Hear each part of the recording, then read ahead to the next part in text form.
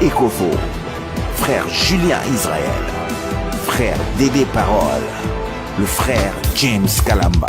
Venue, Coney Beer Street Community Center, Highgate, Birmingham, UK, B12, 0YL. A day not to be missed.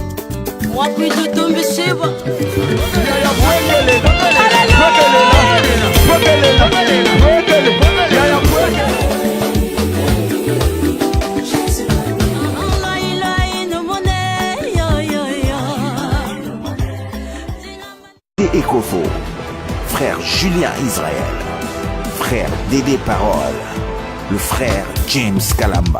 Venue, Coney Beer Street Community Center, Highgate, Birmingham, UK, B12, 0YL. A day not to be missed.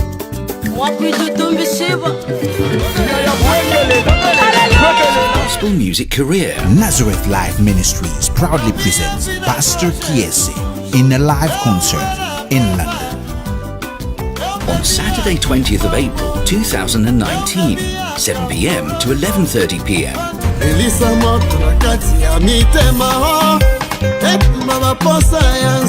Shalom, mes bien-aimés, to Pamboli Nzambe.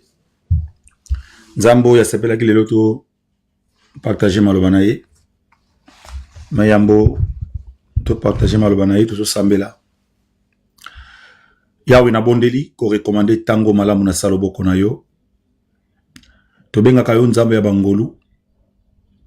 Na tango yo tozana mposa na yo.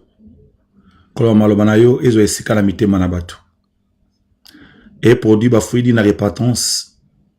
Pe motonio son Nzambe akoyoka maloba lelo. Maloba oyi ma changement na bomo inaye. Oyo sa pesi biso motema pe a pesi biso matoi na Nzambe sala quelque chose. To BBC influence no sur yote. To rendre mon île impuissant par la puissance de la croix. Nous avons ainsi prié et nous disons Amen. Mais bien les Nzamba pambola biso, Nzamba zo lokumu. Pour les deux avec mukolo malamu oyo Nzambe alingo banda musala moko na bomo ya moto moko. Je suis l'évangéliste Baudry, votre humble serviteur. Oyo kambe kleza oyo bengami na kombo ensemble de Dieu Bethesda. Toza basé na nord ya Londres, précisément na Tottenham Hall. Na number 8 postcode za 15 N15 4QL.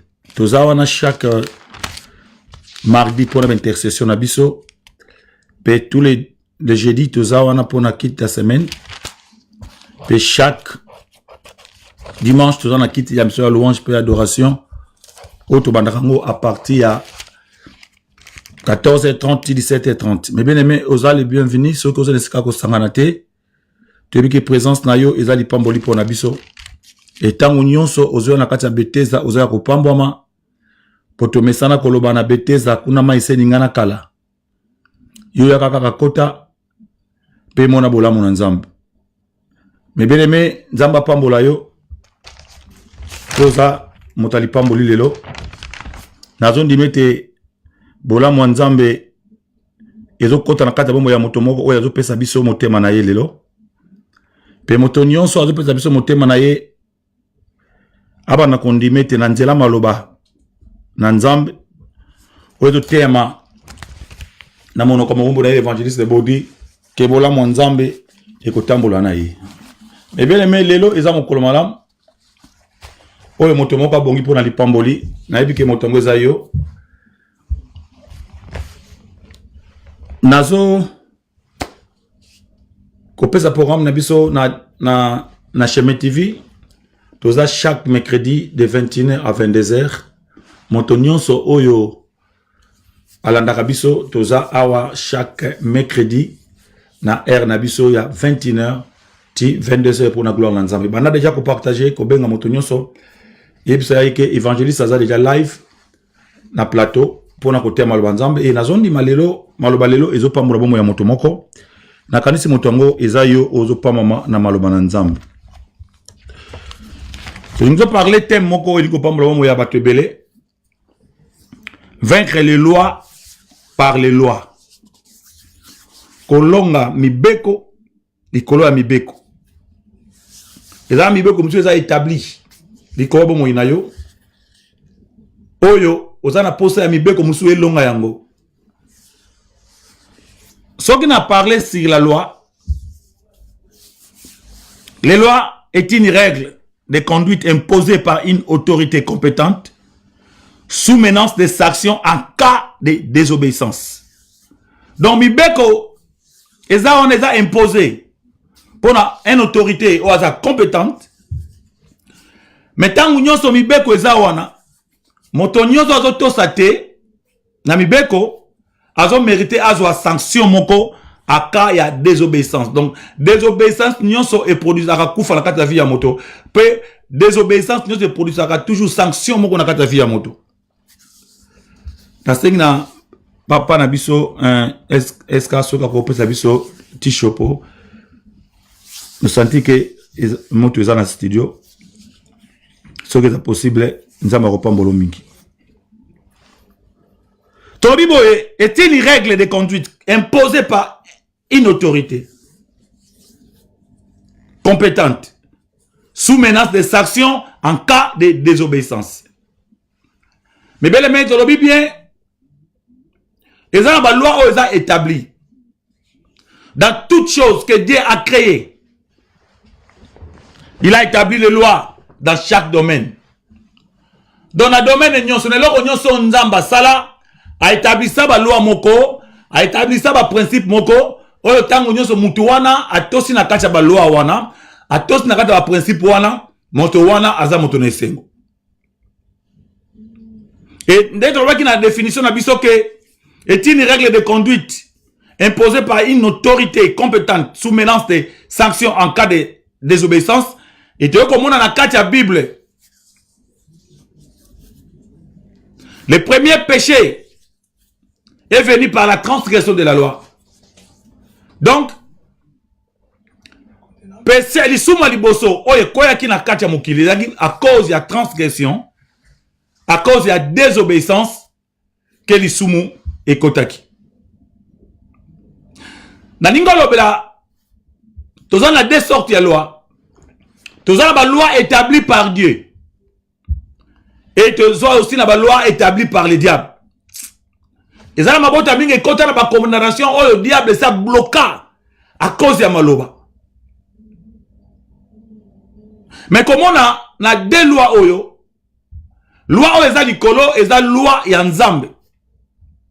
Oyo ata monda molili, monda satana et proclama ki mabe likola vina yo, mais loi ya nzambe e yaka wana nzamba etablisaka loi na ye likola wa lio nyonso mabe pona ko aider mutu e memaye ti na destinée. Donc ba loi ya malamu ya nzambe oyo mutu azotambola ngo avec obéissance e memaka mutu na destinée moko meilleur.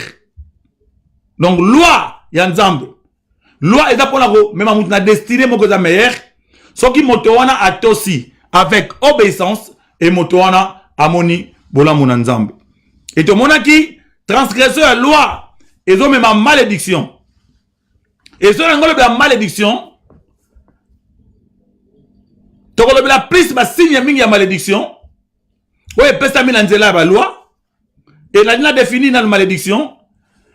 La malédiction c'est une mauvaise sort jetée contre quelqu'un. Dans le mal et la kisima B. Diction et ça ba déclaration. On va prononcer likola mutumoko. Yoko bongate. Yoko balate. Yoko botate. Yoko sima mbongote. Yoko koma pauvre. Yoko kende libosote. Et ça ba diction.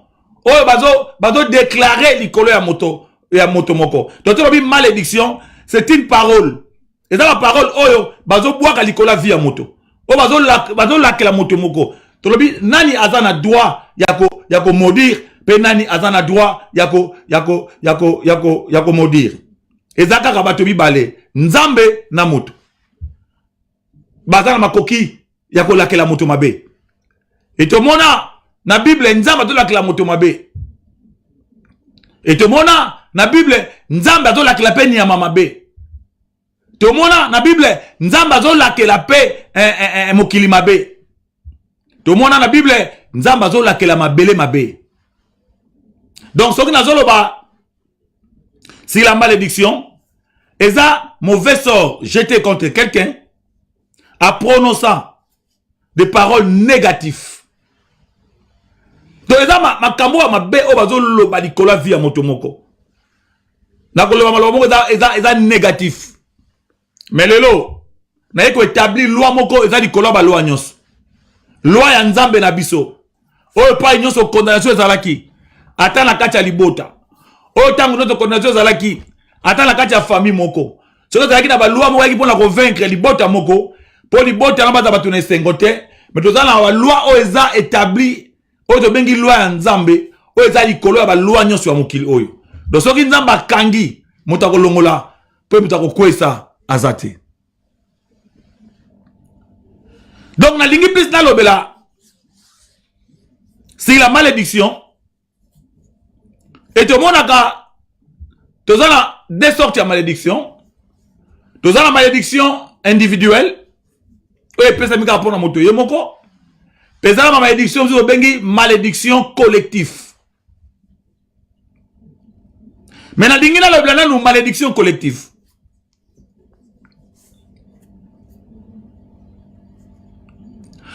Pour la malédiction collective, tout le monde a plus et ça la malédiction mususu et salami na collection moko songolo. Exemple, une famille est maudit. Malédiction bandaki la sous pas papa, mais ekititi et pas yaban. Yango le na lingi plus na le blasi la malédiction collective. Bato mingi bazo vivre le lobo kwa nzambe te, malgré tout bazo sambela, malgré tout baza na l'église. Mais baza na difficulté à komona bola mo nzambe na ba vie na bango à cause ya ba loi établie. À cause ya ba malédiction collective. O ezala implanté na kati ya ba famille. Yango moto mo c'est pas nu ezate. A commis réclamer, a commis déclarer kapo abota mangina libota moko. Yango le na roloblana nous les malédictions familiales. Tout dans le livre, il y a Exode chapitre 20, verset 5.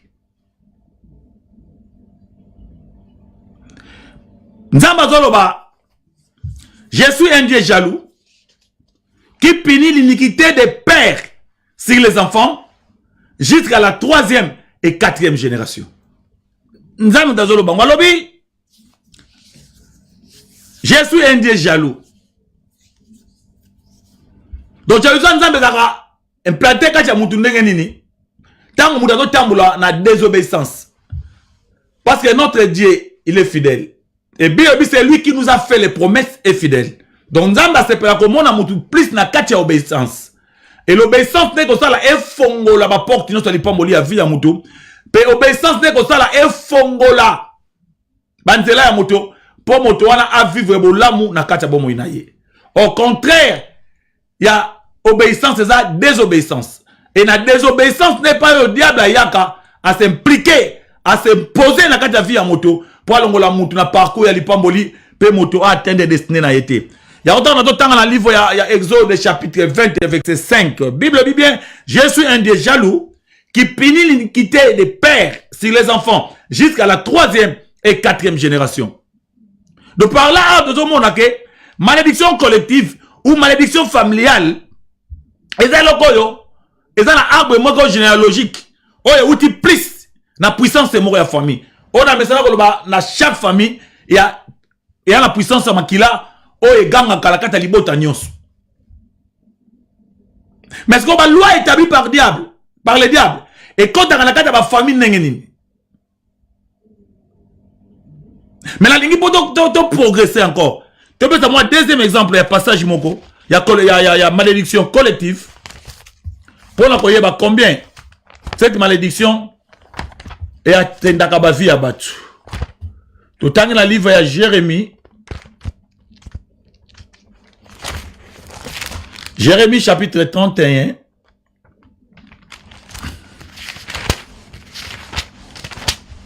Jérémie chapitre 31. Tout autant à plus on a verset 29. Je lis au nom de Jésus. En ces jours-là, on dira plus les pères ont mangé des raisins verts et les dents des enfants ont été agacées. 30, pardon. Chacun mourra pour sa propre iniquité. Tout homme qui mangera des raisins verts, ses dents seront agacées. Na sepeli na contexte oyo, na passage oyo, et puis tant que Bible zolobela si condamnation sur la loi et la malédiction collective ou familiale, Bible tazi bien awa na Exode 25. Nzamba bi naza yawe nzambe, ngai naza yawe nzambe. Nzamba tobeta tolo ngai na nzambe yawe. Na pesa ka etumbu. Na masumu we bandaka epa batata. Pe eza transmis epa ya bana.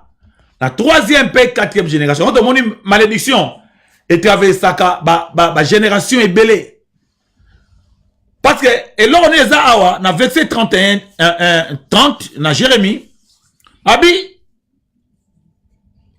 en ces jours-là, on ne dira plus, les pères ont mangé des raisins verts et les dents des enfants ont été agacées. Mais on dira, mais chacun mourra pour sa propre iniquité.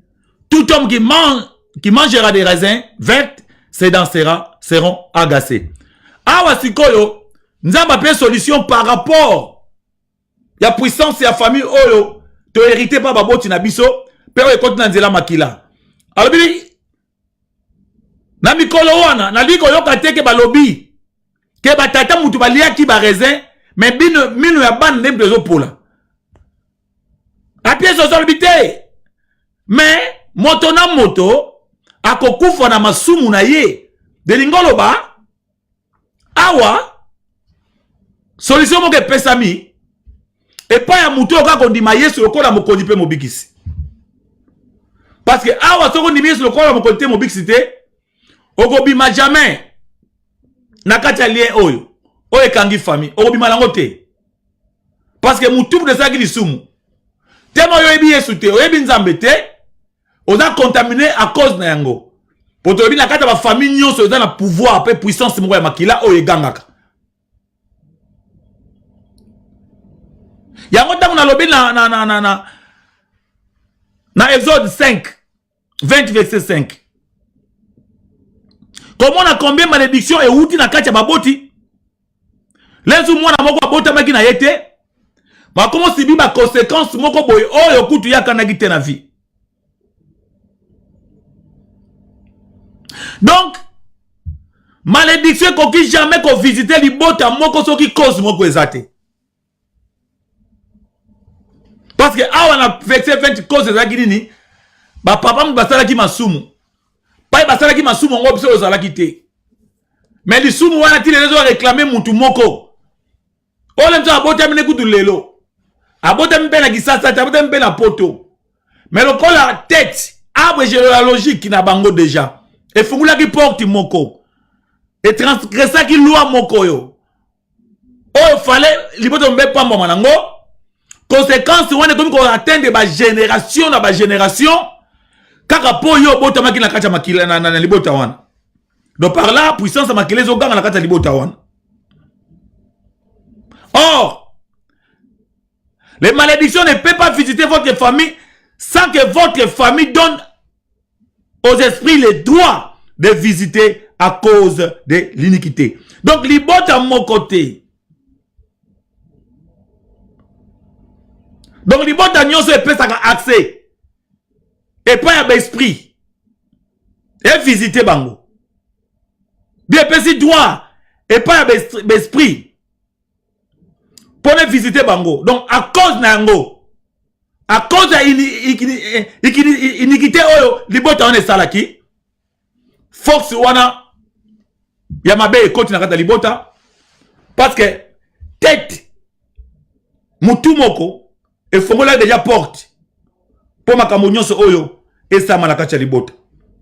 Yaba bi malédiction wana et que ko atteindre banda 3 à 4e génération. Mais ngala ko yebso boy.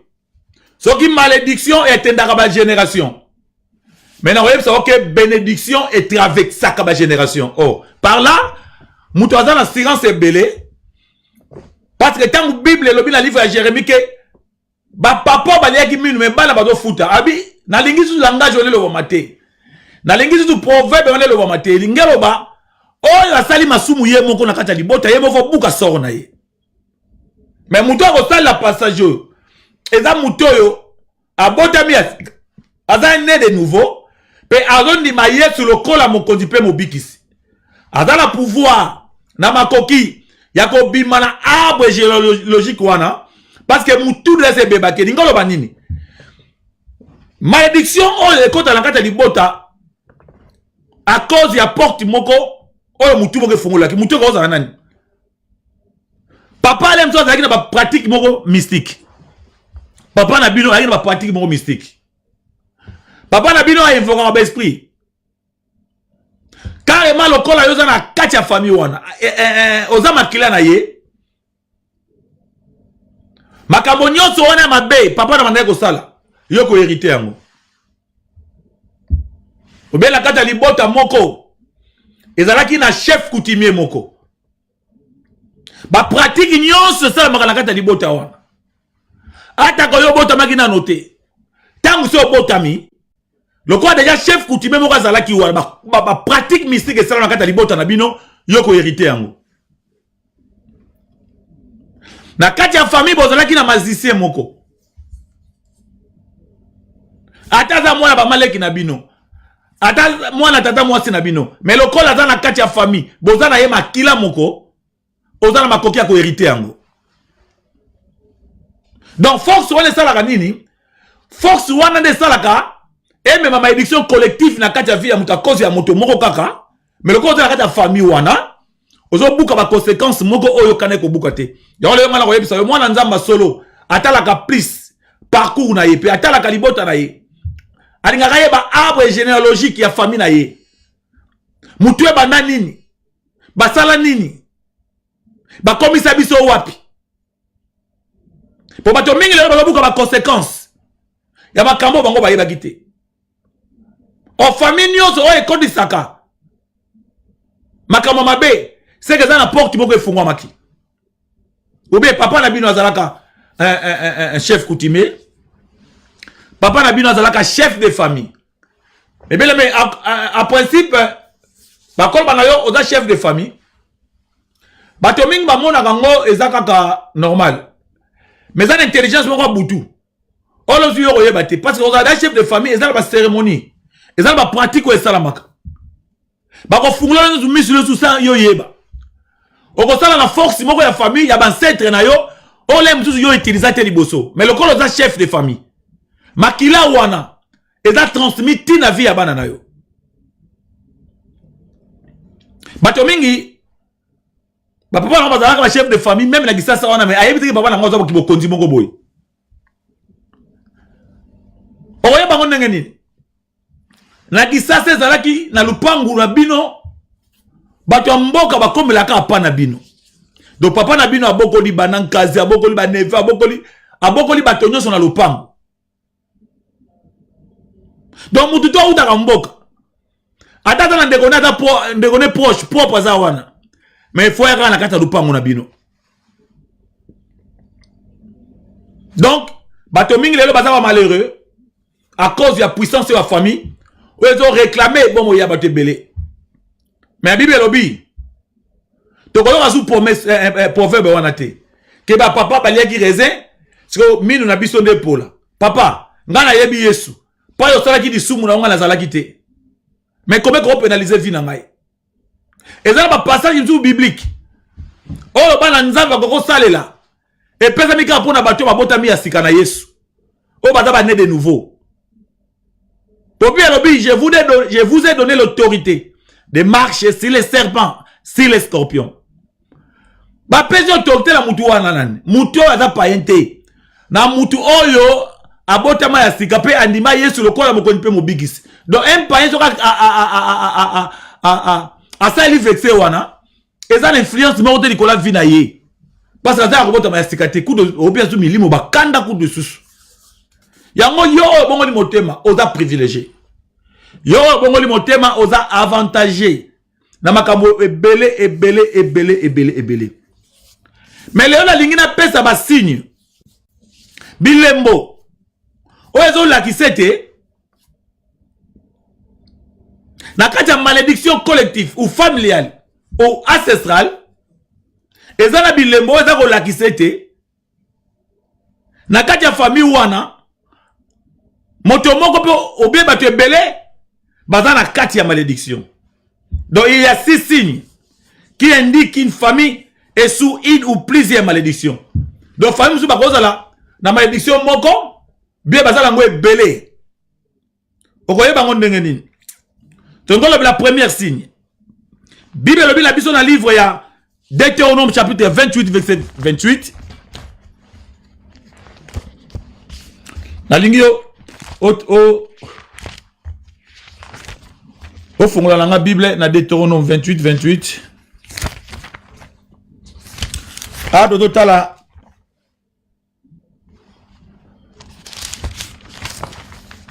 les 6 signes. Donc, premier signe, est le Belalelo. Deutéronome 28. Verset 28. Donc, la première signe. Instabilité émotionnelle ou la peur. L'instabilité émotionnelle. Natanga na livre de Deutéronome 28 verset 28. L'Éternel te frappera de la delure, d'aveuglement et d'engarement de l'esprit. Là, on a bien. L'Éternel te frappera de délire, d'aveuglement, d'engarement de l'esprit.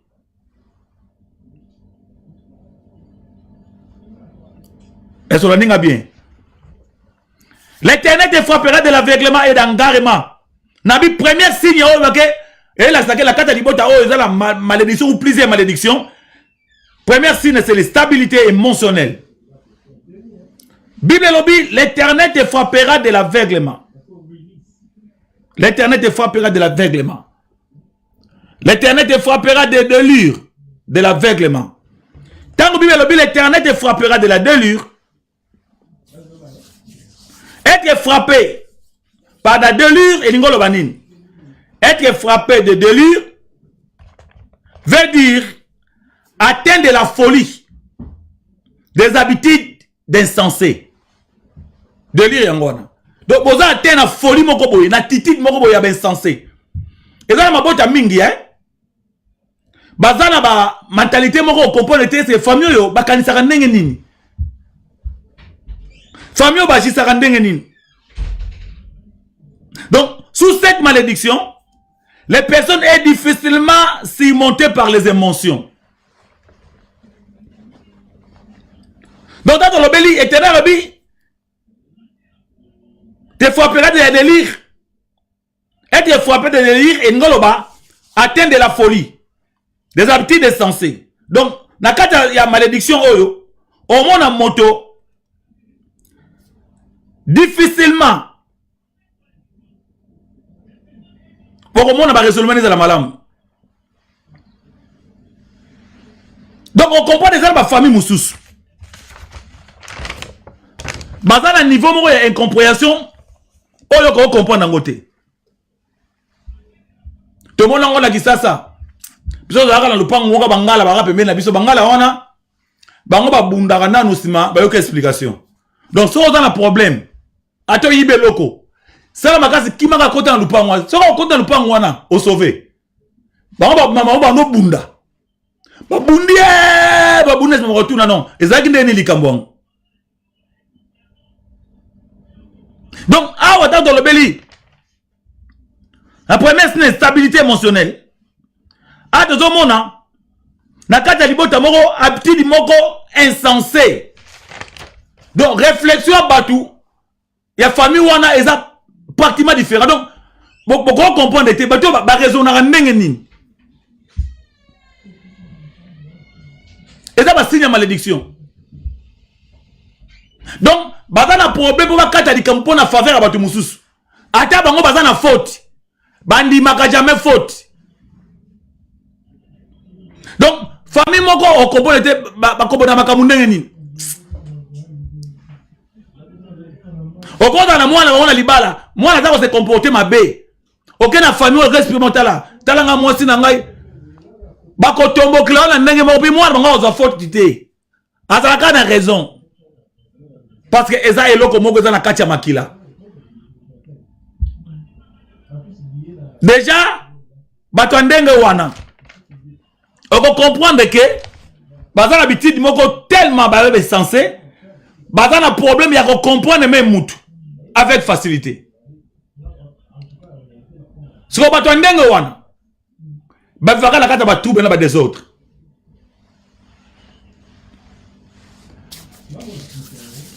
Non, c'est un rappel là, il a un portable, chose possible. Bato ndenge wana ba vaka na désordre. Bato baza na folie moko za ko atteindre mutu na bango. Donc raisonnement na bango, réflexion na bango est différent. Mais la famille mobimba. Et ça déjà moko signe ya malédiction. Pour les Rosalama. Souka na biti des essence wana. Na comportement ya folie za kati na bango. Yoka mukomo moko bomi mutu. So eloko bongo esa makazarte. Oko comprendre ko azalaka tête na arbre généalogique na bango. Azaka mutu moko ndengo wana. A transmettre yango maintenant et pas à toute une famille. Et comme eloko ya bato nyonso ba jisaka ndengo wana. Niveau la bango ya compréhension. O comprendre ngote. Ezaka bato mingi lelo avant na mobali na ndako, avant na mwasi na ndako. Ma comprendre kata biango mutu mwasi oyo a raisonnaka te. Soki omoni biloko ndengo wana comprendre que ça moko ba signe. Okomona ekomema impolitesse moko impossible. Ezaka ba famille musu okoke bala kuna te. Okomeka te pour ko meki o regretter vie. Donc ben poli moko impossible. Et puis si l'impolitesse moko comprendre ngote. Donc premier signe de l'obéli pour mutoye bakaza na kati ya malédiction, c'est l'instabilité émotionnelle. Tobi la kati instabilité émotionnelle, tout le monde a kuna folie, tout le monde a kuna habitude moko insensé, na ba famille mingi, batu mingi bazana ndengwana. Bazana problème ya ko comprendre makambo. Bazana na problème ya ko comprendre nini masole to tambola. Bazana facilité ko croire na batute. Ndenge likambo ngo ezaleli. Yango lelo. Moto nyonso. O azana kati ya bilembo oyo. Instabilité émotionnelle na kati ya famille moko. Kaka ndenge nazoteya. Makela na Yesu eba na kosokola maintenant conscience na yo. Eba na kosokola maintenant esprit na yo. Eba na kosokola maintenant intelligence na yo. Yo longwa maintenant na kati ya balien wana familial. O longwa wana na kati ya pouvoir wana ya famille afin que yo raisonnement na yo commandé mususu par rapport à libota na yo. Ndenge Bible ya Jérémie lobi ba papa mtu aliaki langage yo le masudi po bangom basala ki yango ngaite. Do habitude wana ekoko atteindre ngate. Habitude ekoko atteindre pe famille na ngate. Ba mauvaise habitude mingi batu mingi bazwa yango ba hériter yango na kati ya famille na bango. Yango ngana zo bisa olelo. Yoza motone son poto comprendre maté ya oyo. Soko to senti que ba habitude wana banana so la réflexion na ngobi. Ah, mais la mona mwana malek na tupe a raisonnaka ndengwana. Na mona noko a raisonnaka ndengwana. Ah non. À cause de la réflexion maintenant oh eza ba signe ya malédiction. Yango ngai fona sambela. Na bima na kati ya signe ya malédiction oyo. Na kombo na Yesu. Deuxième signe. Odo la sake mutu wana na kati ya malédiction moko collective. Les maladies héréditaires.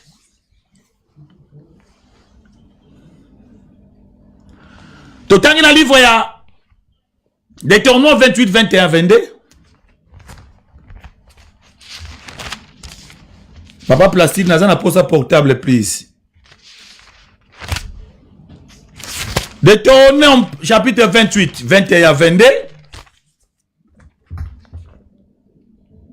Je lis au nom de Jésus. Deuxième signe, c'est la malédiction, c'est les maladies héréditaires.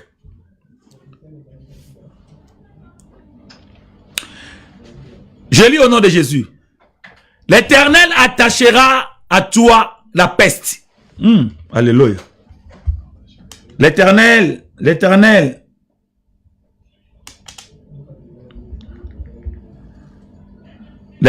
attachera de toi la peste.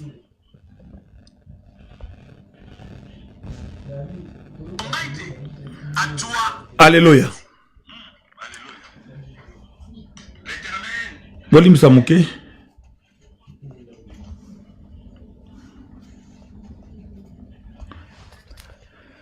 Deutéronome 28-21. J'ai lu au nom de Jésus.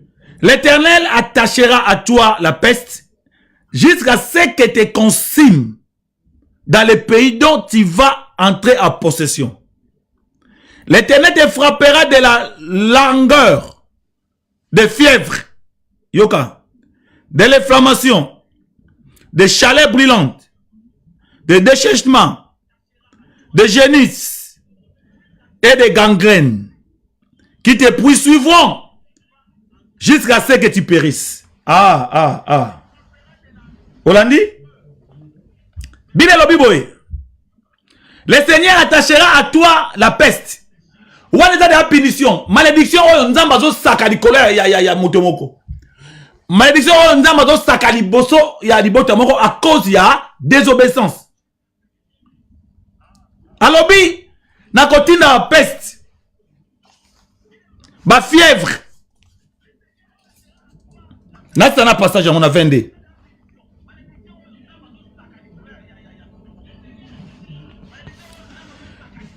Alobi, l'Éternel te frappera de langueur, de fièvre, de l'inflammation, de chaleur brûlante, de chèchement, kokauka, de génisse et de gangrène qui te poursuivront jusqu'à ce que tu périsses. Donc, ma maladie wana, et que l'anda yo titan yoko kufa. Maladie wana, et que kanga mana yo titan yoko kufa. Donc, ça, on comprend dans 4 passages. Donc, malédiction, et ils font la sortie de maladie. Oh, bibe bengi la consomption.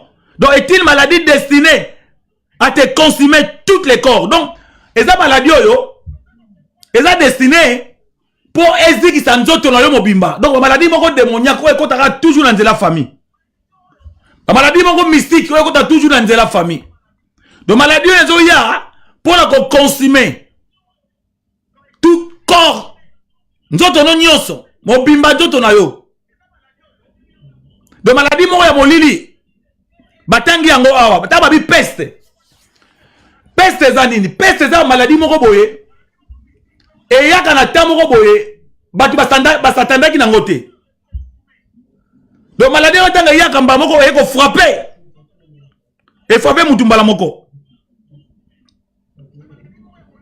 Maladie moko ya mystique. Ba maladie ko zalo ko maladie nini? Loko la sida. Ils ont ma peste. Le col à cancer. Ils ont ma peste. Donc, on a 4 maladies. Cancer des poumons. Cancer des sang. Ils ont une maladie démoniaque. On est content quand même la puissance à makila dans la famille. Tababi peste. Ils ont une maladie, semence, maladie, le diable a tiré la carte à vie à moto. Bino, vous avez na maïla moto, beaucoup tant contrôler en côté. Par exemple, moto azala qui bien pensa. Du coup, quand on sentit le roi va fièvre. Mais tant que en hôpital, dire en hôpital, Bon ba yebisi que non. Tout le monde va poumon na onyoso. Pe biloko na onyoso ya 4 eza ya kopola. Ba peste yango maladie démoniaque. Oyo. Na mayela bo moto ko contrôler ngo souté. Donc comme amnaka et comme da trop tard pour na mutu wana. Donc bo keka na hôpital boye. Babi non. Ezaka lokola ba fièvre. Mais tant ba tel ba examen complet. Moi ba senti que to moni cancer na niveau makila. Tout ça sont des maladies démoniaques. Oh le diable a tiré la vie à moto pour ma vie à moto mbalamoko. Moto azala qui bien. Tant que quel hôpital non to moni cancer ya cerveau. Là vous prononcez que vous me la té. Après 3 mois kaka. Mutakei. Peste ngwana. Donc maladie yaka avec vitesse. Oh le monde a mukilibo ko contrôler en côté. Il faut un spirituel pour comprendre yango. Yango na lelo nazo sambela maintenant. Koloba ba maladie nyonso ya molili. Ba cancer nyonso zo kota na ndenge ya molili ya butu. Ba sida nyonso ya kindoki. Ozo kota na ndenge ya butu. A man qualité de l'homme de Dieu. Nazu bo konzi ya kotelemela yango maintenant na kombo na Yesu. Bilembo eza nini? Okokobala kata famille wana ba kufa kana même maladie. Papa kufa na Tibère. Tout le poli papa koufi. Bana bazo kufa na même maladie. Donc on comprend que ba moko répéter na même système kaka. Na même système kaka. Na même système kaka. Ce que ceux qui osent à moi nzambe faut ça la réflexion pour comprendre.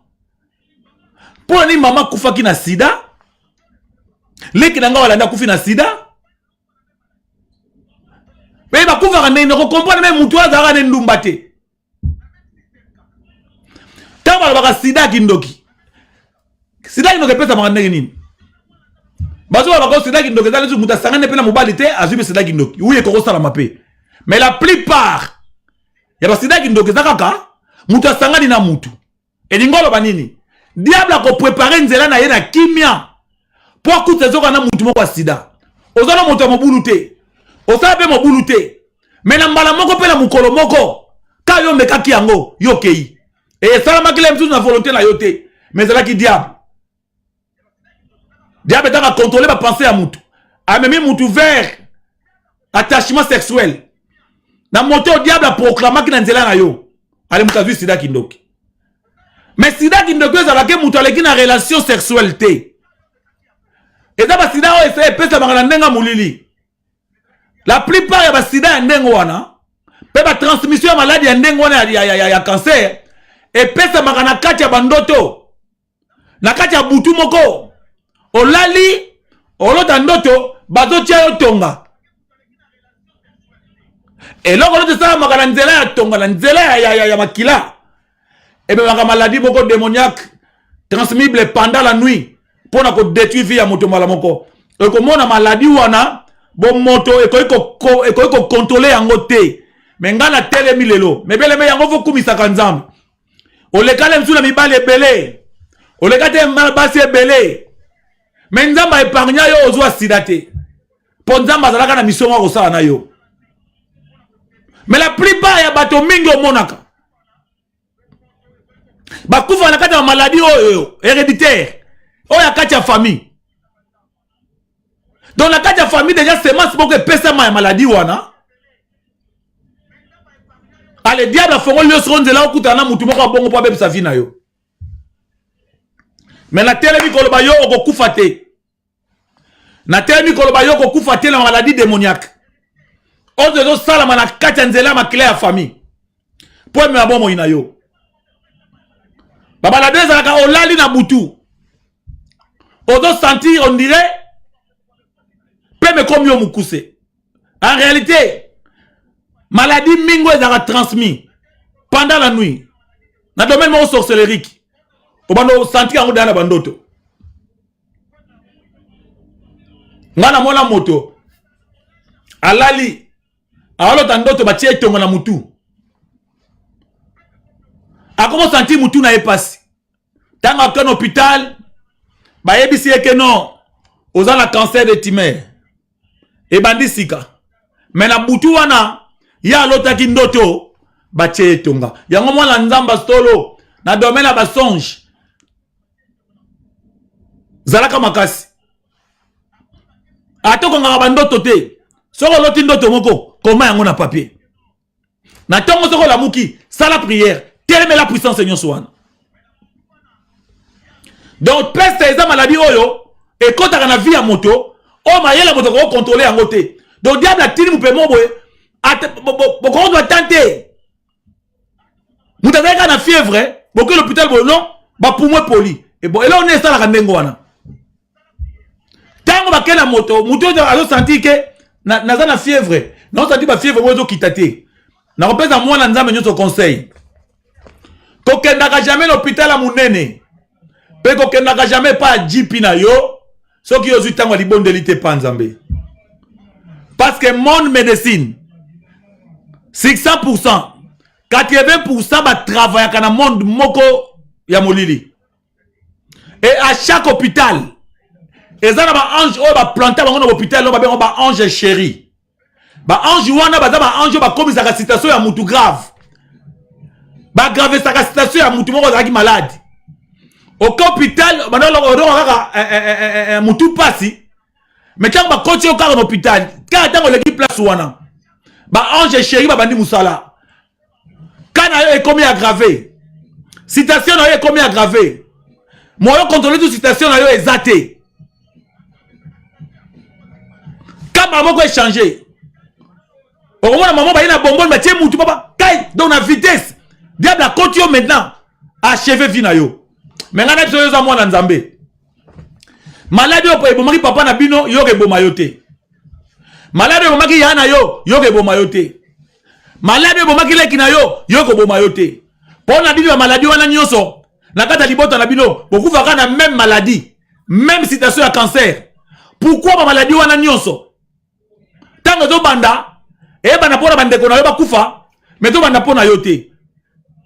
C'est que nzamba yebi yo za na mission makasi ya kosala na libota na yo pour arrêter force wana démoniaque. Puissance wana héréditaire. Ya ba peste mystique, maladie mystique. Oye kote la kata libota na yo, ozana pouvoir. Pozana makoki ya kotelme la yango. Pe libota na yo bikisami. Mais vous comprenez que toza tellement distrait.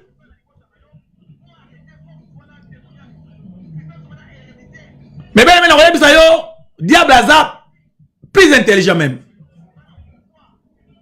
Le corps la diable aza na ba qualité nzambe te. Le corps aza na sale li nzambe te. Po ya sale le côté. Ya kopiaka oyo nzamba sali. Mais le diable aza bien organisé ko le kabiso ba nzambe. Yango mona moto asambelaka. Makufi na cancer ya kindoki. Moto asambelaka. Akufi na crise cardiaque. Na se apongi moto akei. Et ko sala mela yote. Po yo comprendre malobonga na zolo balelo. Et ko sala mela yote. Po yo comprendre, po comprendre nini onga na zote ya yo lelo. Donc ma maladie nyonso ekota na ndenga kindoki. Ba maladie héréditaire nyonso ekota na ndenga ya kindoki. Et quoi atteindre soufi na yote. Diable a tellement risé. Alors la vie a mutu moko na vitesse. Potango wana la plupart ngana lo bakabelo komoko. Mwana nzambo yo asala ka nzambe ya solo penza. Ata quelque part afungula ki porte moko apeka accès moko pa diable. Mais nzamba kotika jamais ba achever vie na ye na vitesse moko bo sa intervention nzambe. Donc nzambe chaque fois il y a toujours une intervention na ye. Donc soki ba ange chéri, on va comme ça ba cas maladie grave. Ozala kaka na malaria à pamba. Fièvre à pamba. Fièvre na même moti na coma. Pour ba ange bango bazali ba grave ça ba cas maladie. Mais ba ange nzambe pe bazali. On va faire tout na biso. Mais ba ange nzambe va faire avec condition. Oh Bible lobby, l'ange de l'Éternel campe tout autour de celui qui les craint. Et il s'arrachera au danger. Donc ba ange o ba bébé na biso. Ba campera tout autour na biso. Ba verra tout autour ba vie na biso. À cause ya vie na biso ya crainte. Ya me piaka ba accès pa ba ange. Ba ve na bomo ina biso. afin que mon colomo ma be kota te na kacha ba na biso. Mais bien maintenant web selo komoko. Maladie démoniaque nyos au diable a préparé. Maladie démoniaque nyos au monde a ténèbres préparé. Et ko atteindre vie na yote. Soki ko na bina kufa na maladie moko ndengo wana. Yo ko kufa na ngote. Tozo mo na kacha maladie héréditaire. To moni force wana makila. Et comment kitatina vie abana na biso. Koko na bino moko yo mona yete. Alataka linete abelaka misu. Mais elandi ti bana na yo babotami en Angleterre à cause de force wana. Mais bien les messages avaient de conscience. Banda ko tala. Ba maladie ni le bon bande ko na yo. Maladie ni wa evana na kati ya libota na yo. Sorti ya maladie wana de bomagabino. Banda ko mona sikoyo. Tango zo mona, banda siko ko telema, banda ko sala siko décision na nzambe. Yango tango to koma kabana nzambe.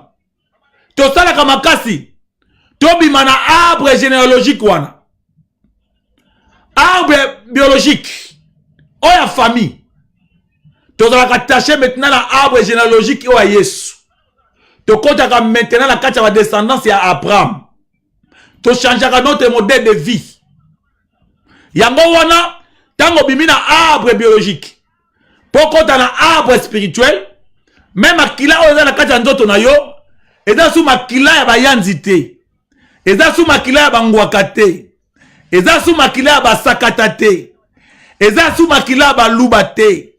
Poso ko tie makila baluba na kati kokuta chibao. Eza pe makila bayanzi te o kokuta kinchuri. Mais tangu yo bimi, osali connexion na arbre spirituel. Makila ekoti kati na yo.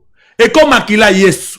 Yango apôtre Paul alobi, si je vis, c'est pas moi qui vis, mais c'est Christ qui vit à moi. Donc le sang qui circule dans mes veines, eza makila ba kokote. Makila tata moi cité. Mais eza makila Yesu, oh les anga condamnation. La Bible il n'y a aucune condamnation à ceux qui sont en Christ. Les lots, na lingi maloba oh les influences Nicolas vina yo, oh comprendre maloba nyonso ba loba Nicolas na yo, na kati ya famille, oh je bengama na force moko héréditaire pour ekanga vina yo, et de la mosika bomo ina yo na kombo na Yesu. Sois libre maintenant.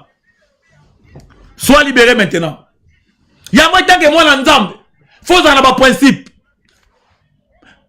Baliwa do ba batonyo o kufa sokta liwa wana te. Malgré tout na bota na famille wana. Mais mutasala ki lisuma ngwe zanga te. Mais lokola ngasi na yebi Yesu.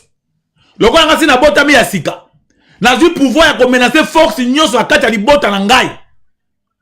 Yango papa nyonso, mama nyonso. Po yo ozala un bon responsable. Salela nzamba solo. Po koti ya semence ya bien la kati ya ndako. Bato mususu ba kota na kati ya balie héréditaire. Lokola signe ya malédiction na zolobela. Batata na bango basala ka banzamba mabe. Mais la ligue le nzamba sala yo grâce. Nzamba sala yo ngolu lokola asalaki Abraham. Papa Abraham asalaki banzamba ya ngambo ya mai. Mais butu moko nzamba kutani na Abraham. Apesi ye ligne mususu. Apesi ye ordre musumu ya mission mususu. Abimisi ye na kati anda kwa soloka. Abani na ye parcours ya sika. Eza eloko nzambe fa sana yo butu alelo. Alongolo na famille wa soloka. Alongolo na banzambe oyo papa na ba invokaka. Banzambe oyo de mère na bango yebani te. Banzambe oyo ba papa na ba pozaki ba foi et pas banzambe moko wa molili. Nzamba alobi na Exode 20. Abi je suis un Dieu jaloux. Quand il dit jalousie nzambe za nini? Même banzamba wana basambela ba pratique ba kota ki wana. Au moins na famille mususu. Mama aza mandona. Asa sarabokoko. Yo va di maman na solo na banani. Maman na solo na besprit. Besprit solo na ngoze besprit nzambe. Non. Et esprit ya ba centre. Ba centre wana sikoyo. Ba yeba ka nzamba solo. Ba yeba ka nzamba solo te. Yango ko mona ba conséquences za mingi na ba famille. Na kata libota oh mama moko azalaka mbikudi. Mama moko azalaka mandona. Asali sa batu bokoko. Ngana yebi mama mosusu na yebi azalaka mandona. Lelo résultat na eza mawa. Lelo bana tout. Bana problème. Pour déjà ma pratique au maman salaki. Et même malédiction na kati vie ya bana. Ya kotika na yebisa yo. Oza obligé pe censé ya kolinga nzambe. Pourquoi oza censé pe obligé ya kolinga nzambe? Pour nzambe afungolo esprit. O comme na discernement des esprits. O comprendre makambo so normal. Lelo lokolo yebi yesu eza normalité. Et makambo wana fait comme ba sujet de prière na yo. Tango vendre télé eh noko nanga kufaka na cancer. Ah bana nga ba kufa na ngote. Okozwa sujet de prière mbala moko. Mais tango zo la réflexion te na vie na yo. Okozwa la malheureux na vie na yo mobimba. Okozwa la mutamba na vie na yo mobimba. Yango lelo nga na lingina yebisa yo. Yo okozwa ka moto esengo. Tango ko bima na malédiction collective. Tango ko bima na kata ba lien ancestral. Tango ko bima na kata ba lien familial. Oye pesa mina nzela makila. Soki pa imoko yebike na kata familial no chef coutumier moko azalaki. Ba pratique azalaki tellement différent. Mais bien aimé, Luka basali na nzam. Luka ozwa délivrance ya vie na yo parce que malédiction ne ko atteindre yo. Yango na lobageza na bato mingi. Aza un chrétien assis dans l'église. Il travaille dans l'église mais jusqu'à présent aza lié. Pour nous comprendre esprit n'a de fond maté. Nana zoa le vrai discernement de ba aza wapi, azo kende wapi, pe fo akoma wapi. Yeba pa yo kende. Yeba place aux ali, pe yeba place yo koma. Et loko eza solo, place yo koma c'est important. Pas une bon moina yo ko zoa repos, pas yo ko vanda, pas yo ko comprendre que vie na siko e bandi, pe ozala obligé ya koyeba sikoyo bola mona nzambe. Soyez bénis. Troisième signe. Oh, vous devez comprendre que azana kati ya malédiction familiale, azana kati ya malédiction collective, azana kati ya malédiction héréditaire ou azana kati ya malédiction familiale. Deuxième point. La stérilité. Les puissances sexuelles. Et d'autres problèmes de femmes. Donc, Moutoyo, t'as vu sur Sili, de train à 5 minutes. Moi, je compte pendant le troisième point à Ouezate. Mais tu as ma casse de l'Obelango mercredi prochain. Mais tu as le fils que troisième point. Yakoloba, troisième signe. Oh, yo la sake moutou na katia malédiction, la stérilité et l'impuissance sexuelle. Tout est dans Deutéronome chapitre 28 verset 18. Deutéronome chapitre 28 verset 18. Je lis au nom de Jésus. Les fruits de tes entrailles, les fruits de ton sol, les portées de ton gros et de ton menu bétail, toutes ces choses seront maudites. Oh. Nazongeli. Les fruits de tes entrailles, les fruits de ton sol,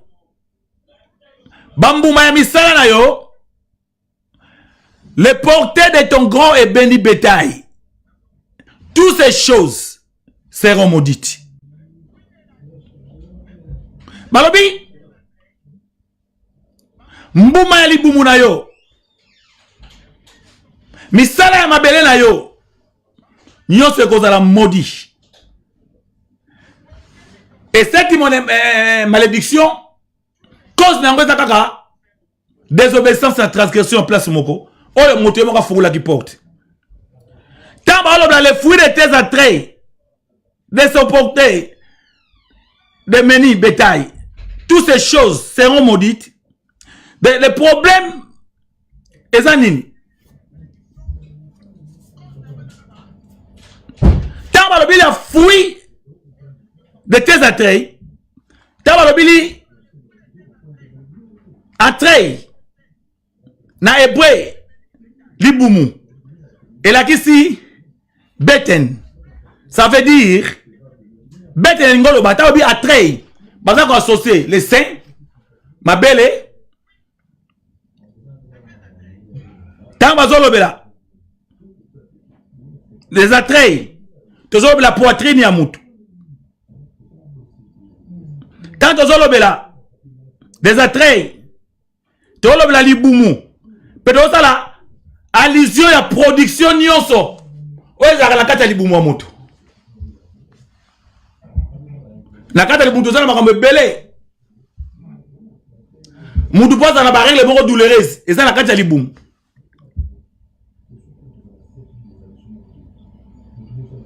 mutu po atouche akoma na domaine moko ya stérilité na kati ya libumu mais ntango bible elobeli tes attraits de lingaloba na kati ya libumu eza na basigne mingi eza basigne ya malédiction oyo eza programme mpo na bato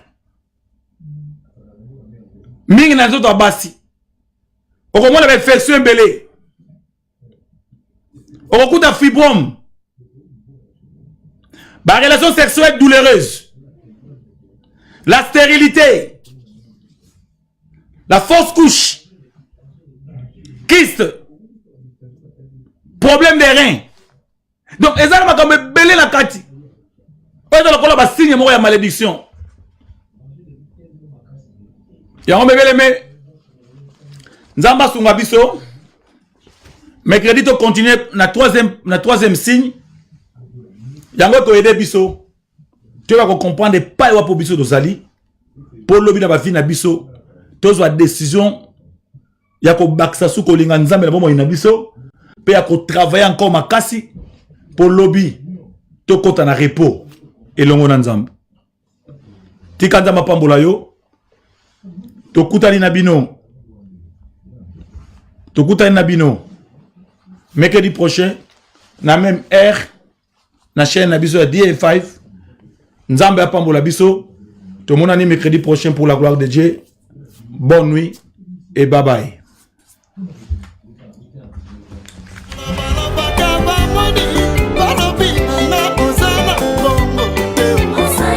Pastor Kiese live in London. At KLM Centre, 107